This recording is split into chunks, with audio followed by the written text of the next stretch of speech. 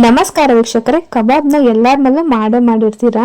ನಮ್ಮಲ್ಲಿ ಹೇಗೆ ಮಾಡ್ತೀವಿ, ಚಟ್ನಿ ಹೇಗೆ ರೆಡಿ ಮಾಡ್ತೀವಿ, 2 in 1 ಆಗುತ್ತೆ. ಅದು ಹೇಗೆ ಮಾಡೋದು ಅಂತ ತೋರಿಸ್ತೀನಿ ಬನ್ನಿ. ನೀವಿನ್ನು ನನ್ನ ಚಾನಲ್ನ ಸಬ್ಸ್ಕ್ರೈಬ್ ಮಾಡ್ಕೊಂಡಿಲ್ಲ ಅಂದರೆ ದಯವಿಟ್ಟು ಇವಾಗಲೇ ಮಾಡ್ಕೊಂಡು ನನಗೆ ಸಪೋರ್ಟ್ ಮಾಡಿ.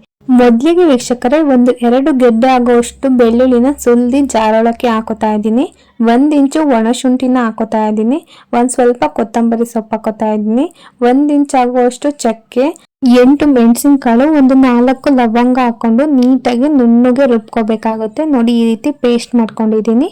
ಅದೇ ರೀತಿ ಒಂದು ತಟ್ಟೆಗೆ ಚಿಕನ್ ಹಾಕೋತಾ ಇದ್ದೀನಿ. ಅರ್ಧ kg ಚಿಕನ್ ಇದೆ ಇದು.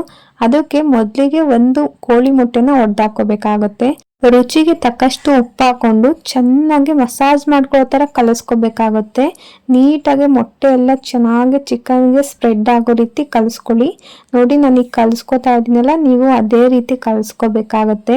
ಈ ರೀತಿ ಕಲಿಸೋದ್ರಿಂದ ಚಿಕನ್ನು ತುಂಬ ಸಾಫ್ಟಾಗಿ ಬರುತ್ತೆ, ಚೂಸಿಯಾಗಿ ಬರುತ್ತೆ. ಮಾತ್ರ ನೀವು ಈ ಥರ ಕಡಿದ ತಕ್ಷಣ ಒಂಥರ ಜ್ಯೂಸ್ ಥರ ಬರುತ್ತೆ. ಇವಾಗ ವೀಕ್ಷಕರೇ, 1-2 ಸ್ಪೂನ್ ಆಗುವಷ್ಟು ನಾವು ರುಬ್ಬಿಟ್ಕೊಂಡಿದ್ವಲ್ಲ ಆ ಮಸಾಲಾನ ಆ್ಯಡ್ ಮಾಡ್ಕೋತಾ ಇದ್ದೀನಿ. ಅದನ್ನು ಅಷ್ಟೇ ನೀಟಾಗಿ ಚೆನ್ನಾಗಿ ಮಿಕ್ಸ್ ಮಾಡ್ಕೊಳ್ಳಿ. ಒಂದೊಂದು ಚಿಕನ್ ಪೀಸಿಗೂ ಚೆನ್ನಾಗಿ ಮಸಾಲೆ ಹಿಡಿಬೇಕು. ಆ ರೀತಿ ಚೆನ್ನಾಗಿ ಕಲಿಸ್ಕೊಂಡ್ರೆ ಕಬಾಬು ಅಷ್ಟೇ ಸಾಫ್ಟಾಗಿ ತುಂಬ ಕ್ರಿಸ್ಪಿನೆಸ್ ಆಗಿ ಬರುತ್ತೆ. ಇವಾಗ ಒಂದು ಕಬಾಬ್ ಪೌಡರ್ನ ಹಾಕೋತಾ ಇದ್ದೀನಿ. ಹಾಗೇನೆ 1-2 ಟೇಬಲ್ ಸ್ಪೂನ್ ಅಷ್ಟು ಖಾರದ ಪುಡಿ ಹಾಕೋತಾ ಇದ್ದೀನಿ. ಕಬಾಬ್ ಪೌಡರ್ ಚಿಲ್ಲಿ ಪೌಡರ್ ಇರುತ್ತೆ, ಆದ್ರೂ ಎಕ್ಸ್ಟ್ರಾ ಖಾರದ ಪುಡಿ ಹಾಕೋತಾ ಇದ್ದೀನಿ. ಯಾಕಂದ್ರೆ ಕಬಾಬಲ್ಲಿ ಖಾರ ಜಾಸ್ತಿನೇ ಇರಬೇಕು, ಅದಕ್ಕೋಸ್ಕರ ನೀವು ಖಾರ ಹಾಕೊಳ್ಳಿ. ಜಾಸ್ತಿ ಖಾರ ಅಂತ ಏನು ಅನ್ಸೋದಿಲ್ಲ. ಅದು ನಾವು ಎಣ್ಣೆಯಲ್ಲಿ ತೇಲ್ಸಿ ತಿನ್ನೋದ್ರಿಂದ ಖಾರ ಕಾಣೋದಿಲ್ಲ, ತುಂಬಾ ರುಚಿಯಾಗಿ ಬರುತ್ತೆ. ಇವಾಗ ತುಂಬಾ ಚೆನ್ನಾಗಿ 1-2 ನಿಮಿಷದವರೆಗೂ ಚೆನ್ನಾಗಿ ಕಲಿಸ್ಕೊಳ್ಳಿ. ಸಾಫ್ಟ್ ಆಗಿ ಬರಬೇಕು. ಚೆನ್ನಾಗಿ ನಾವು ಮಸಾಜ್ ಕೊಟ್ಟಷ್ಟು ಪೀಸ್ಗಳಿಗೆ ತುಂಬಾ ರುಚಿಯಾಗಿ ಬರುತ್ತೆ ಕಬಾಬು. ಇವಾಗ ಕಲಸಿರೋ ಅಂತ ಕಬಾಬ್ನ ಸೈಡಲ್ಲಿ ಇಡೋಣ. ಅದೇ ರೀತಿ ಅವಾಗಲೇ ಮಿಕ್ಕಿತ್ತಲ್ಲ ಮಸಾಲೆ, ಅದರೊಳಗೆ ಒಂದು 4 ಮೆಣಸಿನಕಾಯಿ, 1 ಸ್ಪೂನ್ ಉಪ್ಪು ಹಾಕಿ ರುಬ್ಕೊಂಡ್ಬಿಟ್ರೆ ಗ್ರೀನ್ ಚಟ್ನಿ ರೆಡಿನೇ ಆಗುತ್ತೆ. ಸಖತ್ತಾಗಿರುತ್ತೆ ಮಾತ್ರ. ಹಾಗೇನೆ ಗ್ಯಾಸ್ ಮೇಲೆ ಬಾಣಲಿ ಇಟ್ಕೊಂಡು ಒಂದು 250 ml ಅಷ್ಟು ಆಯಿಲ್ ಹಾಕೊಂಡಿದ್ದೀನಿ. ಎಣ್ಣೆ ಕಾದಾದ್ಮೇಲೆ ಒಂದೊಂದೇ ಪೀಸ್ಗಳನ್ನ ಈ ರೀತಿ ಬಿಡ್ತಾ ಬರಬೇಕಾಗುತ್ತೆ. ಎಣ್ಣೆಗೆ ಪೀಸ್ಗಳನ್ನ ಹಾಕೋಬೇಕಾದ್ರೆ ಹುಷಾರಾಗಿ ಹಾಕೊಳ್ಳಿ. ಅದು ನೀರಿನ ಅಂಶ ಇರುತ್ತಲ್ಲ ಚಿಕನ್ ಒಳಗೆ, ಅದು ಡಮ್ ಅಂತ ಸಿಡಿದ್ ಬಿಡೋದು ಆ ಥರ ಎಲ್ಲ ಆಗುತ್ತೆ. ದೂರ ನಿಂತ್ಕೊಂಡೇ ಹಾಕೊಳ್ಳಿ. 1-2 ನಿಮಿಷ ಬಿಟ್ಬಿಟ್ಟು ಈ ರೀತಿ ತಕ್ಕೊಳ್ಳಿ. ಅದೇ ಮೇಲ್ ಬರುತ್ತೆ.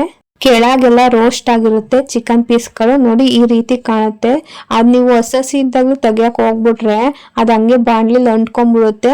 1-2 ನಿಮಿಷ 3 ನಿಮಿಷ ಬಿಟ್ಟು ಈ ಥರ ಎಬ್ಬಿದ್ರೆ ತುಂಬಾ ಚೆನ್ನಾಗಿ ಮೇಲೆದ್ದು ಬರ್ತವೆ. ನೋಡಿ, ಈ ರೀತಿ ಕೈ ಆಡಿಸ್ಕೊತಾನೆ ಇರಿ. 1-2 ನಿಮಿಷ ಬಿಟ್ಟ ತಕ್ಷಣ ಕೈ ಆಡಿಸ್ಕೊಳ್ಳಿ. ಸೀದವಾಗಿ ಬಿಡಬೇಡಿ, ಕೆಂಪು ಕಲರ್ ಬರಬೇಕು, ಅಲ್ಲಿವರೆಗೂ ಚೆನ್ನಾಗಿ ಫ್ರೈ ಮಾಡ್ಕೊಳ್ಳಿ. ನೀವು ಚಿಕನ್ ಎಷ್ಟು ಮಟ್ಟಿಗೆ ಫ್ರೈ ಮಾಡ್ಕೋತಿರೋ ಅಷ್ಟು ರುಚಿಯಾಗಿ ಕ್ರಿಸ್ಪಿಯಾಗಿ ಬರುತ್ತೆ. ಇವಾಗ ವೀಕ್ಷಕರೇ, ಒಂದು 80% ಚಿಕನ್ ಕಬಾಬು ಬೆಂದಿದೆ. ಈ ಟೈಮಲ್ಲೇ ನಾನು ಕರ್ಬೇವಿನ ಸೊಪ್ಪು ಹಾಕ್ತಾ ಇದ್ದೀನಿ. ಕರ್ಬೇವಿನ ಸೊಪ್ಪು ಹಾಕೊಳ್ಳಿ, ನಿಜಲ್ಲೂ ಸಖತ್ತಾಗಿರುತ್ತೆ. ನೀವು ಪೀಸ್ ಒಟ್ಟಿಗೆ ತಿಂತಾ ಇದ್ರೆ ನನಗಂತೂ ಸಖತ್ ಇಷ್ಟ ಈ ರೀತಿ ತಿನ್ನೋದಿಕ್ಕೆ.